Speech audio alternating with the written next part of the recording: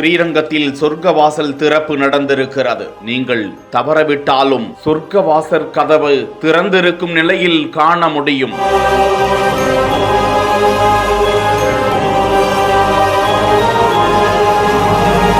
ஸ்ரீரங்கம் ரங்கநாதர் கோவிலில் சொர்க்கவாசல் திறக்கப்பட்டது. நம்பெருமாள் பாண்டியன் கொண்டை, கிளிமாலை, ரத்தின அங்கி உள்ளிட்ட அலங்காரத்தில் பரமபத வாசலை கடந்து எழுந்தருளினார். சொர்க்கவாசல் திறப்பை ஒட்டி லட்சக்கணக்கான பக்தர்கள் சாமி தரிசனம் மேற்கொண்டிருக்கும் நிலையில் அப்படி சொர்க்கவாசல் திறப்பை பார்க்க முடியாதவர்களும் அதற்கு நேர் எதிரே இருக்கக்கூடிய பல்லாண்டுகளுக்கு முன்பே தரையில் இப்படி ஒரு கல்வெட்டு போன்ற அமைப்பை ஏற்படுத்தி வைத்திருக்கிறார்கள். அதற்குள் விரல்களை நுழைத்து இடதுகை கட்டை விரலை மேலே உள்ள துளையில் வைத்து உடலை வளைத்து எட்டி பார்க்கும்போது சொர்க்கவாசல் கதவு திறந்திருக்கும் என்பதுதான் நம்பிக்கை.